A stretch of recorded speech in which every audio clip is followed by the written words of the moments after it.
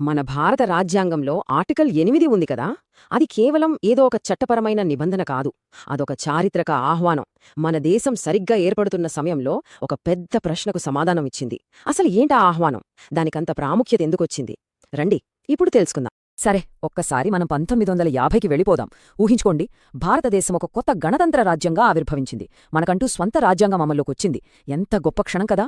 కానీ ఓవైపు ఈ సంబరాలు జరుగుతుంటే, మరోవైపు ప్రపంచవ్యాప్తంగా లక్షల మంది భారతీయుల మనసులో ఒకటే ప్రశ్న మెదులుతోంది. అసలు మా సంగతేంటి అని. ఇక్కడే అసలు చిక్కు వచ్చిపడింది. రాజ్యాంగం అమల్లోకి వచ్చిన మొదటి రోజున ఎవరు భారత పౌరులు అని ఎలా చెప్పాలి? మరీ ముఖ్యంగా దేశంలో అప్పుడు లేనివాళ్ల పరిస్థితి ఏంటి? ఇదొక పెద్ద సందిగ్ధంగా మారింది. ఆ టైంలో మన భారత సంతతి ప్రజలు ప్రపంచమంతా ఉన్నారు. ఆఫ్రికా, శ్రీలంక, మలయా, బర్మా ఇలా ఎన్నో దేశాల్లో స్థిరపడ్డారు. వాళ్ల మనసులు, వాళ్ల పూర్వీకుల మూలాలు అన్నీ భారతదేశంతోనే ముడిపడి ఉన్నాయి. అయినా కొత్తగా ఏర్పడిన మన గణతంత్ర రాజ్యంలో వాళ్ల చట్టపరమైన హోదా ఏంటనేది అస్సలు స్పష్టంగా లేదు. ఈ పరిస్థితి ఎంత సీరియస్సో ఒక్కసారి ఆలోచించండి. ఆర్టికల్ 8 లాంటి ఒక క్లియర్ రూల్ గనక లేకపోయి ఉంటే లక్షల మంది ఏ దేశానికి చెందని వాళ్లుగా, అంటే స్టేట్లెస్గా మిగిలిపోయే ప్రమాదం ఉండేది. ఇది వాళ్ల జీవితాల్ని తలకిందులు చేసేసేది.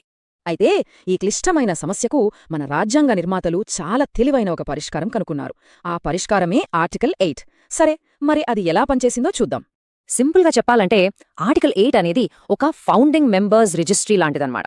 ప్రపంచంలో ఎక్కడున్నా సరే భారత సంతతికి చెందిన వాళ్లు తమని తాము పౌరులుగా నమోదు చేసుకోవడానికి ఇదొక స్పెషల్ ఛాన్స్ ఇచ్చింది. ఒక రాజ్యాంగపరమైన లైఫ్ లైన్ అది. అయితే ఈ హక్కు పొందడం అంత ఆటోమేటిక్ కాదు. దానికొక క్లియర్ ప్రాసెస్ ఉంది. స్టెప్ బై స్టెప్ ఫాలో అవ్వాలి.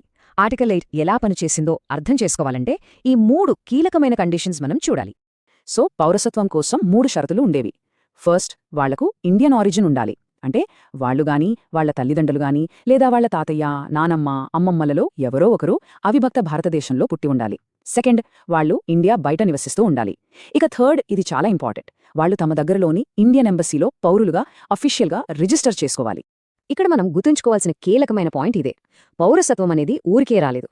ప్రతి ఒక్కరూ స్వయంగా వెళ్లి అఫీషియల్గా రిజిస్టర్ చేసుకోవడం కంపల్సరీ. దీనికి వాళ్ల వైపు నుంచి ఒక యాక్టివ్ స్టెప్ అవసరమైంది. ఈ లీగల్ కాన్సెప్ట్ని ఇంకా ఈజీగా అర్థం చేసుకోవడానికి ఒక చిన్న ఎగ్జాంపుల్ చూద్దాం. 1950లో కెన్యాలో ఒక వ్యక్తి ఉన్నాడనుకుందాం.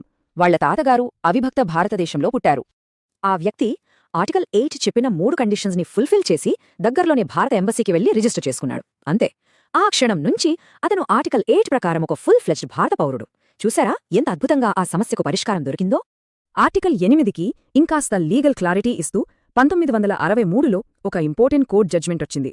దాని ప్రకారం ఈ పౌరసత్వ హక్కులు కేవలం మనుషులకు మాత్రమే, అంటే నేచురల్ పర్సన్స్కే వర్తిస్తాయి, కంపెనీలకు కాదు అని చాలా క్లియర్గా చెప్పింది.